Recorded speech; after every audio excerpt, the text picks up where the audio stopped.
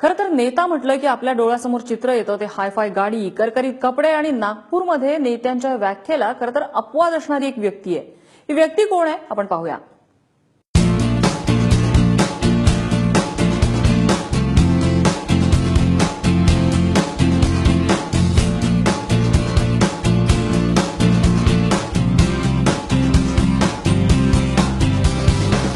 चमचमीत, चवदार आणि झटपट सँडविच बनवणारे हे आहेत गोपीचंद कुमरे.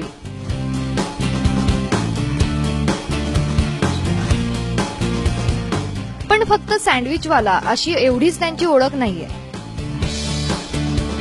तर ते नागपूर महापालिकेतील भाजपचे नगरसेवक आहेत. फक्त 12वी पास असलेले गोपीचंद उत्तर नागपूर येथील प्रभाग 3 मधून भाजपच्या तिकिटावर निवडून आलेत. तर यापूर्वीच्या टर्मला त्यांनी अपक्ष म्हणून विजय मिळवला होता. दिवसभर राजकारण आणि प्रभागाची कामं केल्यानंतर संध्याकाळी 5 वाजता न चुकता गोपीचंद सँडविचच्या ठेल्यावर येतात.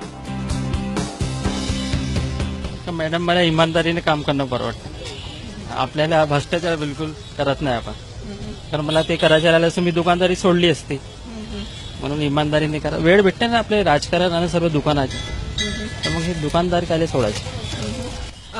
पण खरं पाहिलं तर सगळ्यांचं ज्या पद्धतीचे कपडे लोक घालतात, ज्या पद्धतीनं वागतात, ज्या पद्धतीनं बोलतात, हे सुद्धा सगळं निवडून आल्यावर बदलतं. मात्र तुमची दुसरी टर्म आहे, तुम्ही नाही बदललात. आपण कधी बदलणार बी नाही. जसं सिंपल आहे तसंच राहणार. गोपीचंद यांना राजकारणाला लागणारा पैसा सँडविचच्या व्यवसायातून मिळतो. घर हेच गोपीचंद यांचं ऑफिस आहे. फक्त सँडविचचा धंदाच ते उत्तम करतात असं नाही, तर वॉर्डातही त्यांनी अनेक विकास कामं केली आहेत. मग नाला खोलीकरणाचं काम असो की सिमेंटचे रस्ते असो की स्वच्छता, वॉर्ड अगदी टापटीप आहे.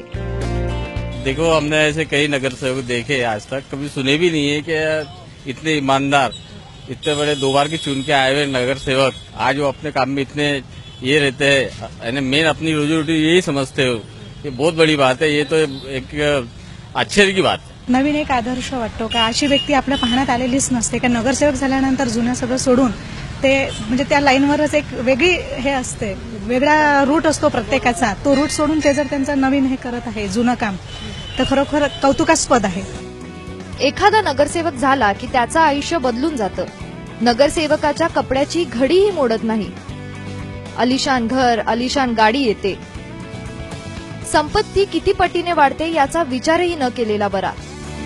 अशा भ्रष्टाचाराच्या चिखलानं बरबटलेल्या राजकारणात अशी काही चांगली बेटं असतील तर नक्कीच त्यांचं कौतुक आहे. सरिता कौशिक, एबीपी माझा, नागपूर.